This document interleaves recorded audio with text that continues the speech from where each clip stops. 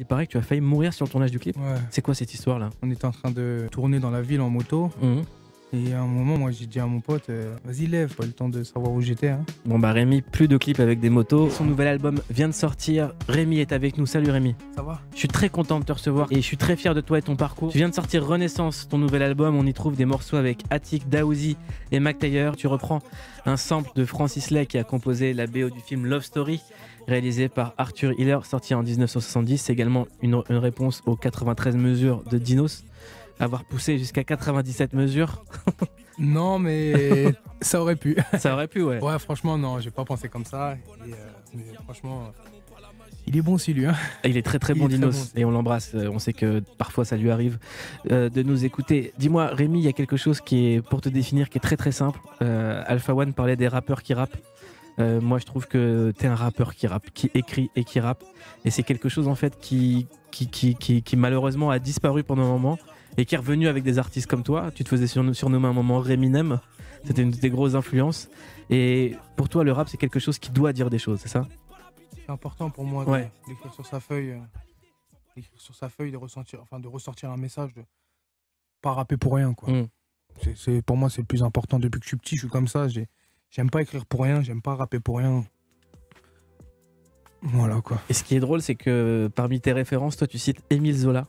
Tu dis que tu racontes tout dans tes textes comme lui racontait tout dans ses livres. Pourtant, j'ai pas lu. Ouais. Je lis des livres, mais j'ai pas lu Émile Zola. C'était juste une petite rêve, mais il faut que je m'y mette. On m'a dit lire et courir pour bien vivre. Lire et courir. Mais sans avoir lu Émile Zola, on peut quand même faire une comparaison parce que lui, il racontait ce que les classes supérieures ne racontaient pas de la réalité. Okay. Et quand on écoute Rémi, on écoute une vision du quartier qu'on a peu en fait. Eh ben merci, je savais pas. Parce qu'on a quand même beaucoup de clichés sur les quartiers, sur les banlieues. Il y en a énormément. Ouais. Et toi, la façon dont tu le racontes, c'est de dire voilà, moi je m'appelle Rémi. Moi je raconte la vérité. Moi. Et je raconte ce qui se passe chez moi. Et il y a aussi des Rémi dans ces quartiers. Ils aiment beaucoup déformer les rappeurs de oui, ça tire, ça te tue, ça te fait ça. Mais non, ça c'est une fausse réalité. C'est une réalité qui arrive une fois par an. Et c'est une réalité qui arrive pas que dans les quartiers. Donc non, moi je suis venu je l'ai toujours dit, je raconte la vérité. C'est même pour ça que j'ai un peu du mal à écrire par certaines périodes, parce que dire que la vérité, à un moment, tu trouves plus les mots. C'est facile de dire de la merde, mais dire la vérité, c'est un peu plus compliqué. Et tu dis des choses aussi sur la vérité, mais sur la gravité. Tu dis qu'en grandissant, on se rend compte de la gravité de ce qu'on a connu, en fait. Que des choses qui paraissent normales... Et des fois, on s'en rend même pas compte. On s'en rend pas compte, ouais. Ouais, à chaque fois, c'est souvent sur le moment présent, on se rend pas compte de la gravité des choses dans laquelle on est, dans le chemin qu'on prend, mais qui est ultra mauvais pour nous, pour nos parents, pour tout ça. On se rend pas compte jusqu'à qu'on en sorte ou qu'on n'en sorte pas, mais qu'on soit loin derrière et qu'on se dise ah ouais, en vrai j'ai fait ça, je suis passé par là, j'étais avec eux, il se passait ça devant moi. Tu te rends compte après. Moi je me nourris de ça pour écrire. Quelle anecdote par exemple pourrait illustrer ça en fait? Un truc que toi t'as vécu qui te paraissait normal? J'en ai plein, je vais t'en raconter un qui vient comme ça dans ma tête. Bah il y avait un jour où j'étais posé dans ma cité il y avait un mec avec une Porsche qui passe et là genre il y avait plein de mecs de ma cité qui courent. Il sort un flingue, balayette devant mes yeux, le mec sa tête elle touche en premier le sol, envoie l'argent. Le mec il dit s'il vous plaît, juste devant mes yeux comme ça, tu vois. Après il recourt, boum, avec le pistolet dans les mains, tout le monde court. Après la police, l'hélicoptère, comme ça. Et là, je te raconte un mauvais souvenir, mais je peux t'en raconter des bons. Raconte un bon souvenir du quartier. Un bon souvenir, parce que ça, c'est vraiment, en plus, ça date et c'est pas tous les jours. Ouais, ça arrive même. J'aime pas parler rarement. de ça, en vrai. Raconte un bon souvenir, fais-nous kiffer. En fait, il y en a tellement. Quand tu sors et qu'il fait beau, et que, bon, c'est peut-être, on n'a pas le droit d'en faire, mais on sort une moto et que tout le monde devait en faire et qu'on apprend qu'il y a les petits. Moi, des fois, je passe dans ma cité, j'ai ma moto et je vois, il y a un petit frère, allez, viens, je te fais un tour, il a le sourire aux lèvres, content, on fait des barbecues, on joue au foot, il y a des terrains. Tous les dimanches, moi dans ma cité, il y a un gymnase qui ouvre ses portes et on fait du foot. Et à chaque fois, c'est toujours marrant, c'est toujours bon délire. Et franchement, la vie de cité, elle est simple. Et après, je veux pas vous mentir, les gens ont peur, les mamans ont peur. Mais si je dois parler de maman, je dirais, venez avec les sacs bien lourds et vous verrez si on va pas vous aider. On va vous aider. On va monter jusqu'à chez vous, on va vous mettre devant vos portes et quand on va proposer de l'argent, on va dire non merci. Bah, c'est la différence souvent entre les villes de banlieue et qui sont périphérie aux grandes villes. Là, les voisins se parlent, les voisins s'entraident. Ouais, c'est comme ça. Après, Ouais, c'est une généralité. En général, les gens sont. Moi, je dis que les gens sont gentils en général. Et l'album de Rémi, moi, pourquoi je l'aime, c'est parce que l'album, il aurait pu s'appeler Anti-cliché, en fait. C'est-à-dire que tu prends une photographie de la réalité, mais tu zappes les clichés. On a l'impression que les clichés, c'est quelque chose qui fait beaucoup souffrir les habitants des quartiers. Ah, les clichés. Les clichés, ils font beaucoup souffrir tout le monde parce que les gens, aujourd'hui, ils vivent par rapport aux clichés.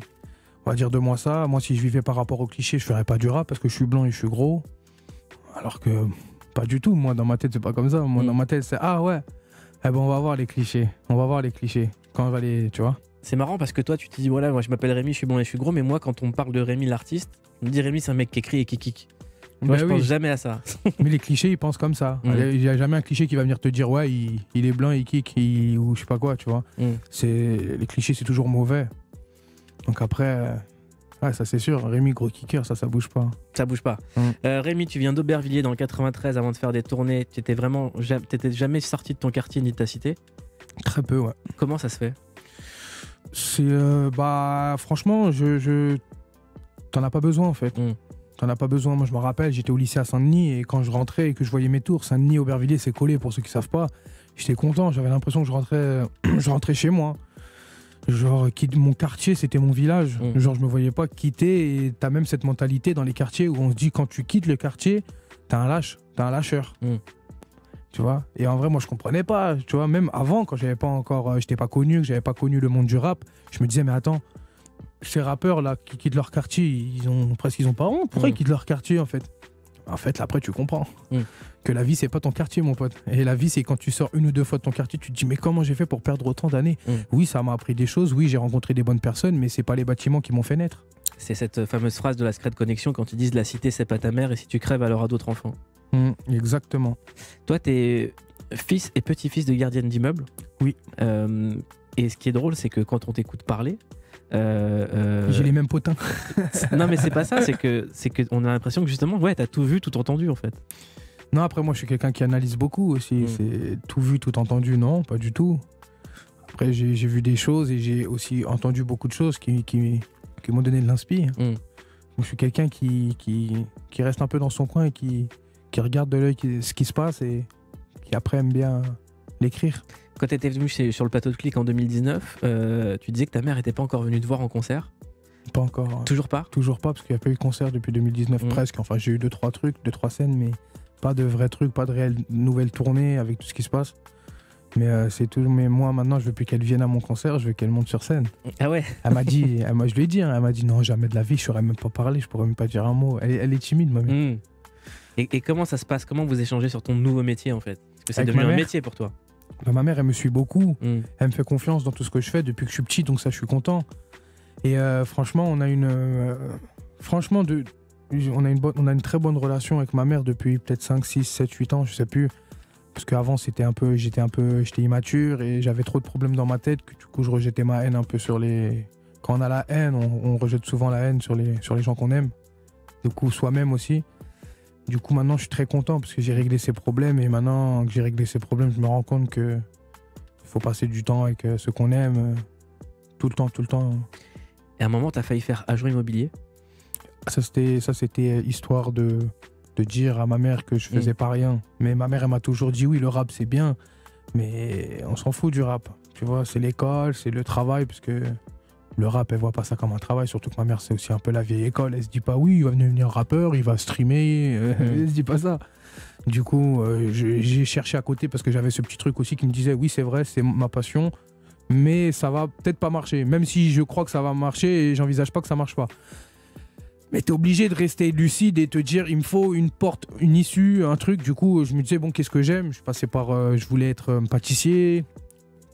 Et après, j'ai dit agent immobilier, j'aime bien parce que j'aime bien vendre, enfin, je suis quelqu'un d'assez qui aime bien parler, dynamique, j'aime bien vendre. Enfin, genre, je pense que j'aurais pu vendre des trucs bien plus. Ça paye bien, agent immobilier, quand t'es bon dans ce que tu fais. Qu'est-ce que t'aurais à conseiller à quelqu'un qui veut faire du rap aujourd'hui? C'est d'avoir un plan B? Je lui dirais, essaie de savoir si t'es vraiment fort, déjà, parce que si t'es pas vraiment fort, fais-le pour toi, par passion, voilà. Si t'es vraiment fort et que tu penses vraiment que tu peux faire quelque chose, mais que t'es pas matrixé parce que c'est toi, parce que la plupart c'est ça, et que tes potes, ils te mentent pas, et ben, donne tout, mais sois lucide, tu vois, sois lucide, donne pas tout, parce que si tu donnes tout et qu'il te reste plus rien, et que t'as rien avec ce que t'as tout donné, bah, t'imagines la suite? Rémi, tu es très jeune et tu parles avec beaucoup de philosophie et tu as été formé par un philosophe de la street qui s'appelle Socrate. C'est son vrai prénom, Socrate, de l'artiste Mac Taylor. Et ce qui est dingue quand Socrate parle de toi, il dit que tu as rencontré un moment où le rap ça commençait à le saouler, où il voulait plus entendre parler de ça. Il a vécu un moment tragique dans sa vie qui est la perte de son frère. Et toi, tu l'as attendu. Ouais, j'ai attendu parce que sur Aubert... Moi, comme je te dis, je sortais pas de mon quartier, je connaissais que Aubert, je connaissais sections d'assaut, tout ça, plein de trucs, mais Aubervilliers, pour moi, c'était Mac Taylor en termes de rap. Et je me suis dit, je veux être avec Mac Taylor. Du coup, pendant longtemps, je savais. Et il y avait cette petite force d'attraction qui m'a poussé vers lui, jusqu'à que je l'ai rencontré et que voilà, j'ai dit, je veux être avec toi. J'ai attendu un an et demi. Un jour, je l'ai rappelé parce que j'avais des propositions de maison de disques. J'ai dit non, moi, je veux être avec toi. Et du coup, il a compris que j'étais un soldat loyal. La loyauté, c'est important? La loyauté, c'est le plus important. C'est le plus important avec les gens qu'on aime ou qu'on respecte. C'est quoi ta définition de quelqu'un de loyal? À quoi tu reconnais quelqu'un de loyal? C'est quelqu'un qui ne te ment pas. C'est quelqu'un qui... C'est quelqu'un qui a le même intérêt que toi. En restant avec toi, c'est d'avoir la joie ou de la bonne humeur ou du rire. En tout cas, pas quelque chose de malfaisant. Toujours la bienveillance, en fait. Pour moi, c'est plus je grandis et plus je me rends compte que mes potes, ils sont importants pour ma bonne santé mentale. Parce que quand je vais bien, c'est bien, mais quand je vais mal, c'est pas souvent à notre mère qu'on parle. Des fois, on n'a même plus envie de la déranger avec nos problèmes. Notre mère, elle nous a tant aidés. Du coup, je me dis que c'est les amis les plus importants, c'est l'équilibre. Si tes amis, c'est du n'importe quoi, mon pote, faut que tu te réveilles, hein, parce qu'on ressemble à qui nous entoure. À quoi on reconnaît un ami n'importe quoi? Cette personne, tu fumes, un exemple, hein, tu fumes, tiens, t'as envie d'arrêter de fumer, dis allez viens, on va là-bas. Mais je vais fumer. Mais non, t'inquiète, vas-y, tu vas fumer, ça va. Tu vois, pareil pour toutes les addictions. Franchement, moi, personnellement, un bon ami, c'est le mec qui va pas te ramener dans une addiction déjà. Ou qui lui il fume mais il va te dire tu fumes pas ou un truc comme ça. Je parle de fumer, pourquoi? Parce qu'on est d'accord qu'aujourd'hui presque, je pense, un jeune sur deux il fume presque, hein. Après je sais pas, j'ai pas les chiffres, mais j'en vois beaucoup à la sortie des lycées, même des collèges. Et ça c'est au début, en tout cas c'est déjà trop. C'est déjà trop, ouais. J'aimerais qu'on écoute un philosophe, Socrate, qui parle de Rémi.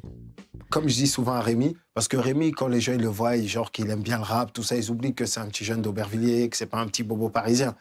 Et donc, il y a des petits démons parfois qu'il travaille. Et je lui dis, contrairement à moi, il faut que tu acceptes la lumière, Rémi. Elle est forte, cette phrase. Il faut que tu acceptes la lumière. Accepte la lumière, ouais, c'est une vraie phrase. Qu'est-ce qu'elle veut dire? Elle veut dire éloigne-toi de tes mauvaises pensées, parce qu'Aubervilliers, c'est compliqué. C'est compliqué mentalement. Ouais, c'est bien beau de marcher, de faire du rap, d'être connu, mais après il faut supporter tous les méchancetés derrière, les moqueries, les trucs faux qu'on dit sur toi. Il faut supporter tout ça. Et ça, c'est... Si tu acceptes la lumière, tu regardes que devant et tu regardes pas derrière et t'écoutes pas les on-dit. Et c'est plus facile à dire qu'à faire, mais quand tu le fais, ça marche. Il faut toujours accepter la lumière pour n'importe qui. Accepter la lumière, c'est regarder en haut ou devant ou n'importe quoi. On sait, l'ombre c'est en bas, la lumière c'est en haut, quoi. Et puis cette lumière, tu l'as méritée. Cette lumière, tout le monde la mérite tant qu'on se donne les moyens, quoi. C'est quoi les moyens que toi tu t'es donné? Bon, moi j'ai pas lâché, hein. J'ai pas lâché, je me suis dit que... Enfin, en vrai, d'un côté, des fois on se dit oui, j'ai tout donné, mais en vrai on n'a pas tout donné. Des fois on ment, des fois on a juste eu de l'amour de la musique. Et cet amour nous a fait bosser, charbonner, jusqu'à arriver où on est, on se dit on a bossé. Mais non, on s'est juste accroché à quelque chose, tu vois, c'est... Et après, des fois, il y a des moments durs et là, ouais, on se donne. Après, pour plein d'autres contextes dans ma vie, j'ai bossé. Si on parle de sport, là, ouais, on peut dire j'ai charbonné. Ouais, parce que toutes les fois où j'avais pas envie d'y aller, je m'en rappelle. C'est quoi le cocktail pour être un artiste? Alors, il y a 50% d'amour de la musique, 50% de talent, 10% d'inconscience. C'est compliqué ce que tu me demandes là. Ouais, franchement,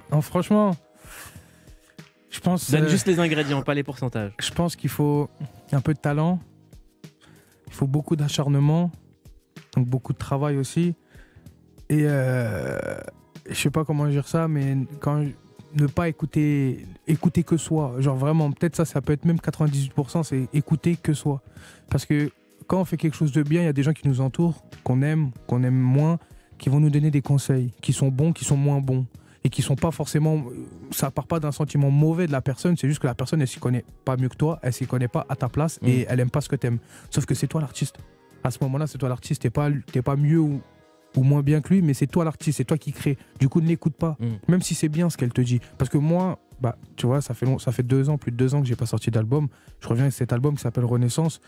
Et on me demande souvent pourquoi Renaissance.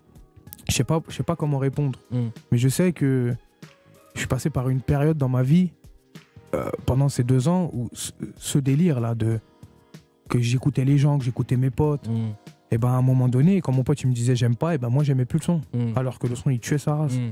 Tu vois, et ça c'est pas normal, ça c'est pas normal. Je commence à être un mouton, alors qu'en vrai on devrait tous être des leaders. Berger pas mouton, dédicace à Barberich. T'as une bonne culture. Hein. Renaissance, ça fait penser aussi à la renaissance du rap. Parce que c'est à ça qu'on est en train d'assister en ce moment. Paradoxalement, c'est une culture qui a tout explosé. C'est cyclique le rap. Ouais. Regarde, quand je suis revenu avec Eminem il y a 4 ans, je crois, j'ai ramené le rap. On peut dire ce qu'on veut, je me rappelle, hein, les artistes qui étaient au top, ils se mettaient à faire des gros sons rap mélancoliques, hein, juste après moi, et pourtant il n'y avait plus ça. Et après, voilà, ça avance, c'est cyclique en fait, c'est toujours comme ça revient. C'est comme ça, il faut. Après, on va dire que des fois, quand un artiste, genre, je sais pas, un exemple, là, il y a un artiste qui t'envoie un gros son, un petit peu Zumba, mais vraiment qui tue tout, il rappe sur de la Zumba, et ben il peut réveiller les mecs qui ont envie de faire du rap et qui vont faire ça sur de la Zumba. Je sais pas si en vrai, on relance la mode ou on fait comme quelqu'un qui a marché en espérant marcher. Tu vois ce que je veux dire? Mais chez toi, on a l'impression que c'est ça et pas autrement, en fait.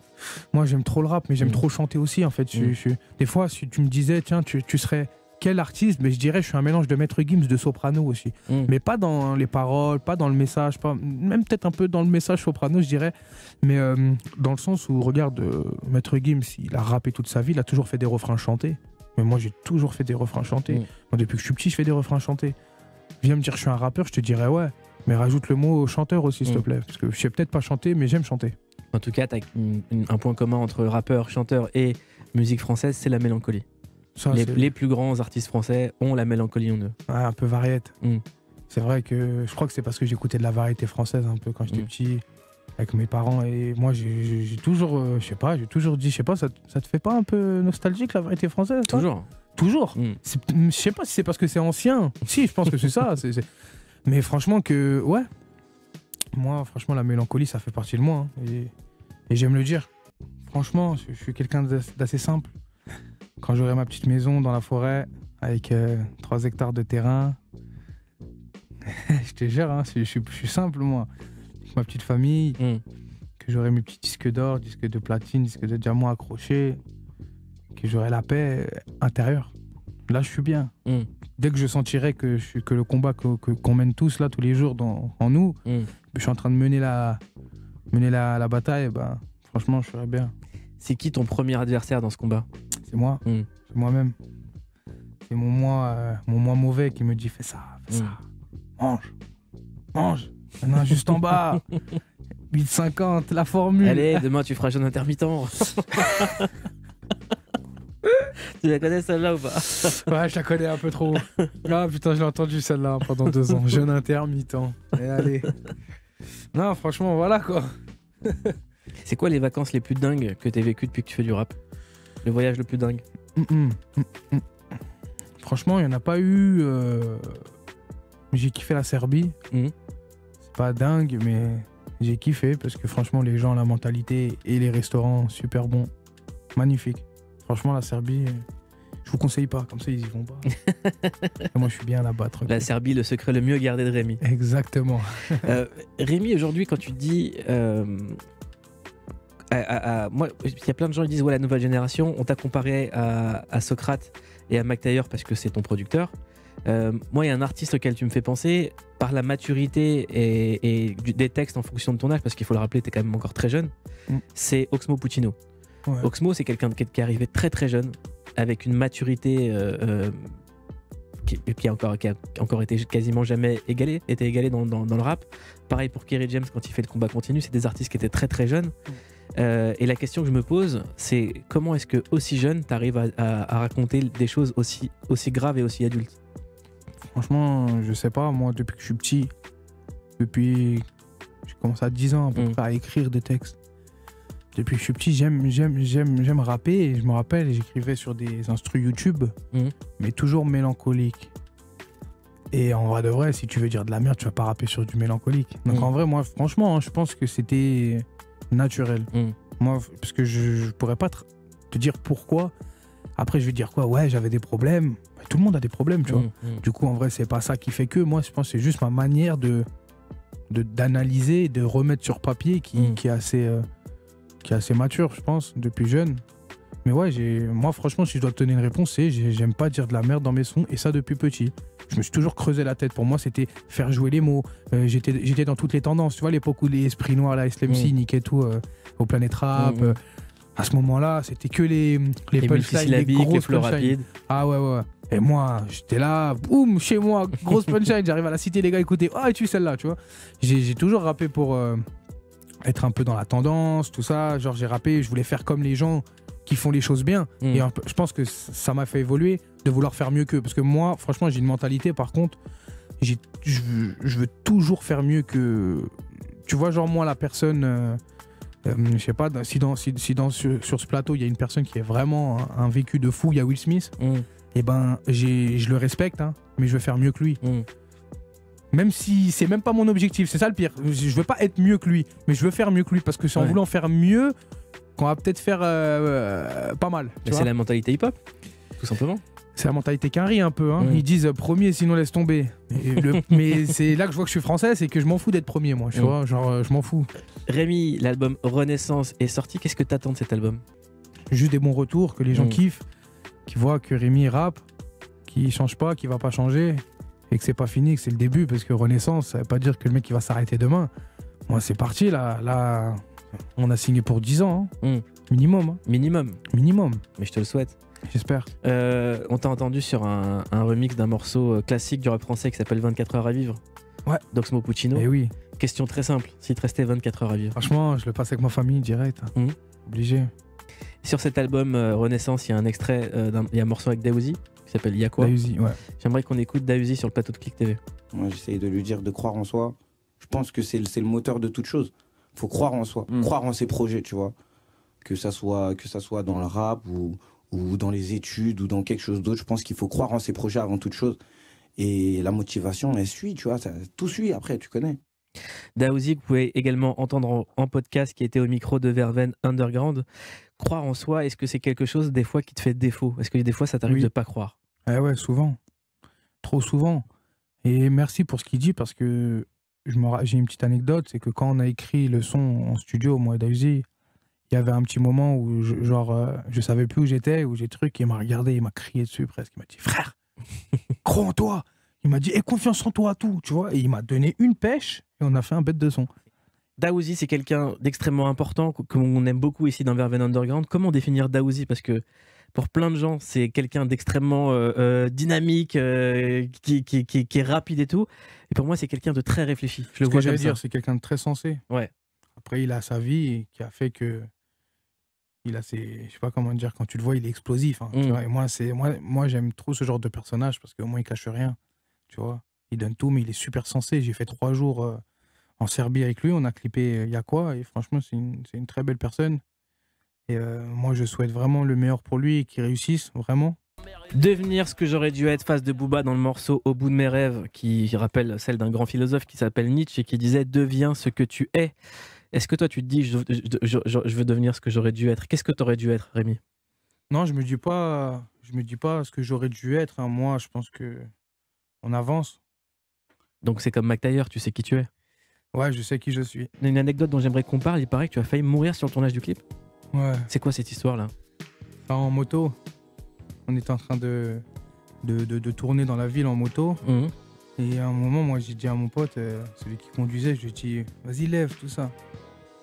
Il a levé, mais le problème, c'est qu'il y avait trop de poids. Il y avait moi, déjà, il y avait le top case rempli, et du coup, ça. Bref, il y a eu un petit problème technique avec la moto. La moto est partie direct à gauche. J'ai pas eu le temps de savoir où j'étais. Hein. Bon, bah, Rémi, plus de clips avec des motos, ni avec des ascenseurs. On fait attention. Ça va être dur, mais je vais essayer pour toi. Mon morceau préféré de l'album, je sais que c'est pas le morceau de préféré de tout le monde, mais c'est le mien.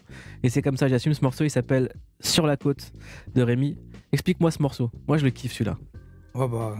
Que te dire de plus, à part que. Je sais pas, moi, quand j'étais au studio et j'ai écouté cet instru là, j'ai dit, ah ouais. Moi, j'aime trop. En fait, j'aime trop la nostalgie de l'été, moi. Tu vois, genre, si je pouvais faire toujours les mêmes sons où je dis, je veux me barrer, genre, j'ai envie de me barrer, j'en ai marre de la cité. Si ça pouvait être que ça, mes sons d'été, je le ferais, en fait. J'aime trop ce genre de son qui me donne envie d'aller en vacances. J'ai envie de donner envie aux gens de se dire, putain, bientôt les vacances, tu vois. Genre, Mais dans ce morceau, tu dis aussi, j'avais plus confiance en personne, j'ai pris du recul et je tiens ma route. Attention, devant, derrière, je me questionne parce que les traîtres arriveront sûrement par là. Et ouais. C'est pas qu'un morceau de vacances.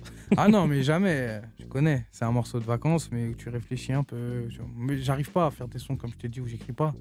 Et ouais, c'est vrai que ce genre de phrase. Je voulais répondre à une phrase, mais quand on me demande de répéter mes phrases, je me rappelle plus. C'est quoi? Je dis, tu peux me répéter la phrase, tu l'as? J'avais plus confiance en personne, j'ai pris du recul et je tiens ma route. Attention, devant, derrière, je me questionne parce que les traîtres arriveront sûrement par là. Ouais, devant, derrière, ça arrive jamais. Tu vois jamais arriver hein, les choses. Hein. C'est toujours par derrière ou un ami. Ou... C'était quoi ta dernière trahison? Ouh là là. Elle est récente. Ouh là là. Ouais. La tête, c'est oulala. Il fait une tête de oulala. Vous le voyez pas à la radio, mais la tête est très oulala. Et je plains le traître. je sens qu'il n'y aura pas de réconciliation. Ah. Ça, c'est des choses, on n'en parle pas. T'as la dent dure? Je suis pas rancunier, mais ça dépend comment tu me trahis, en fait. Il y a des choses à pas faire. Il y a des choses à ne vraiment pas faire. C'est quoi les trucs auxquels il faut jamais toucher? Le mensonge. C'est le mensonge, moi. Pour moi, mentir à quelqu'un, moi, même pour me protéger, c'est pas grave, je t'en veux pas, mais quand tu mens, moi, j'aime pas les gens manipulateurs, et j'aime pas les... il dit A, il fait B. Moi, j'aime bien les gens, comme je t'ai dit, loyaux et qui disent la vérité, qui n'ont pas de filtre avec toi, tu vois, qui vont te dire ouais, j'ai fait ça, j'ai fait de la merde hier, qui vont se confier. Moi, j'aime bien les gens qui se confient à moi, enfin les gens, mes amis. Hein. Je suis pas psychologue pour les gens qui voudraient se confier, mais voilà quoi. Tu vois, j'aime les gens loyaux. C'est plus important. Tu parles dans l'album des gens qui te trahissent depuis que tu es célèbre. Est-ce que les femmes, ça a changé depuis? Ouais, ça a changé. Après, ça a changé pour tout plein de raisons, parce que des fois, déjà physiquement, j'ai un peu changé. Je dirais que j'ai un peu évolué, parce que je me suis donné les moyens. Du coup, déjà, il y a ça. Après, il y a le fait que quand tu fais de la musique, que tu parles dans tes sons, que tu transmets un message, ça passe pas tout le temps inaperçu à l'oreille des gens. Et c'est sûr qu'il y a des filles, des femmes qui peuvent aimer. Qui t'envoient un message et qui disent franchement, ta mentalité correspond bien, tout. Après, voilà, c'est normal. En fait, oui, ça change. Bien sûr que ça change. Franchement, je savais de toute façon que ça allait changer. On me disait, t'inquiète pas. Quand j'étais petit, parce que moi j'avais 16 ans, je disais, elles sont les meufs, là, tu vois. J'avais la dalle, moi, avant, tu vois. En vrai, maintenant, tranquille. Et t'as rencontré des gens bien? J'ai rencontré énormément de gens bien. Énormément. Après, moi, si je dois donner un conseil à quelqu'un qui est dans le même milieu que moi, c'est vraiment essayer d'avoir cette capacité à bien analyser les gens. Parce que des fois, tu apprends qu'il y a des gens qui voulaient pas ton bien, mais tu pensais pas, tu vois. Tu pensais pas. Je pense que c'est ça dans la vie à tout le monde. Et l'inverse aussi peut arriver. Tu as aussi des bonnes surprises. Des fois, tu dis à des gens, lui, il me calcule pas. Souvent, en fait, ils sont bonne vibe. Je compte pas le nombre de potes qui m'ont dit, lui, c'est mon meilleur pote, mais on s'est connus avec une bagarre. Tu vois ce que je veux dire? Non, franchement, quand t'es au plus bas, des fois, tu vois des gens venir, tu pensais pas qu'ils allaient te tendre la main. Et même ça, faut faire attention, en fait. Tu vois, je vois beaucoup sur Instagram, sur les réseaux, sur les gens, même Tupac, je crois, il a fait une interview, il a dit, n'ayez confiance en personne. Il montre une photo où il y a le mec qui l'a tué, le mec qui lui a donné, le mec... C'est faux. Si tu vis en disant j'ai confiance en personne, mon pote, je peux te dire, tu vas vite péter un plomb. Tu vois, il faut avoir confiance en des gens. Il faut même donner sa confiance, des fois, favorablement, en disant c'est pas grave si je me fais niquer. C'est pas grave, au moins je comprendrai des choses. Parce que perdre, c'est comprendre. Et puis Tupac, c'est comme Carface, les gens oublient souvent la fin. C'est vrai. Exactement. Un extrait d'un morceau de Johnny qui t'a marqué, c'est Le temps passe. À l'époque, le ministère Hammer était les rois du rap et Johnny le roi du rock. Qu'est-ce qu'elle a de particulier de cette chanson pour toi? En fait, j'avais l'album chez moi Ouais. de Johnny et j'avais le post radio et moi j'aimais trop le rap, tu vois. Mais il n'y avait pas beaucoup de rap chez moi. Du coup, j'ai mis le truc et je regardais et j'ai vu Passy rap, tu vois, ça rappait. Du coup, je mettais les sons, il y avait des rappeurs. Et je crois hein, dans l'album, il n'y a que celui-là où il y a un rappeur. Il y a que Il y celui-là. avait Ouais. Passy et je sais plus qui. Stomy et Doc Gineco. Stomy et Doc Gineco. Je kiffais de fou. Franchement, et Johnny au refrain, c'est incroyable. Johnny, c'est quelqu'un d'important pour toi? Je vais dire pas forcément Pour dans ta le mère. sens où il m'a pas bercé. Même pas. Il y avait Parce que le- je il y sais avait pourquoi le tu me CD dis de ça, Johnny à parce la qu'il y en a maison. beaucoup des fans de Johnny. Ma mère, elle kiffe Johnny. Mm. Mon père, il aimait, mais on n'est pas des fans. On n'est pas, tu vois, parce que Johnny, il en a fait des fans. Hein. Et nous, on n'était pas fans, mais on kiffait. Du coup, il y avait. Avant, il y avait le CD. T'as vu, tu poses la question comme si à l'ancienne, c'était un truc de fou d'avoir des CD, mais tu sais qu'avant, c'était normal. Bah c'est ouais. maintenant que Ouais, ça ouais. devient. Avoir un CD aujourd'hui, c'est soit que t'es une groupie pour les gens, bien sûr, ou soit que tu kiffes vraiment. Ah quoi. non, moi j'achète encore des CD. Oui, parce que t'es de l'ancienne école et merci d'être là. Merci d'être là, frérot, parce que franchement, ça devient dur. Ça devient dur. Ce soir, Rémi a mis le feu sur Europe 1. Merci beaucoup, Rémi. Ben, merci à vous, merci à toi, frère. L'album Renaissance est sorti. J'espère que tu vas partir en tournée. C'est prévu? Pas encore. Pas encore? Ouais. Est-ce qu'il y a de la nouvelle musique qui est également prévue? J'ai l'impression que ça s'arrête jamais, la production. Ouais, ça y est. C'est parti, reparti. Eh oui. Donc là, c'est la vraie renaissance en fait. C'est la Il y a vraie plus renaissance. d'absence. Ouais, j'espère. Ouais. Et après, c'est pas moi qui décide de tout. Hein. Ouais. C'est souvent derrière, quoi. Bon, tu reviendras pour de la nouvelle musique? Bien sûr. Tu reviendras pour annoncer la tournée? Jamais je te dis non. Allez tout de suite acheter l'album de Rémi, s'appelle Renaissance.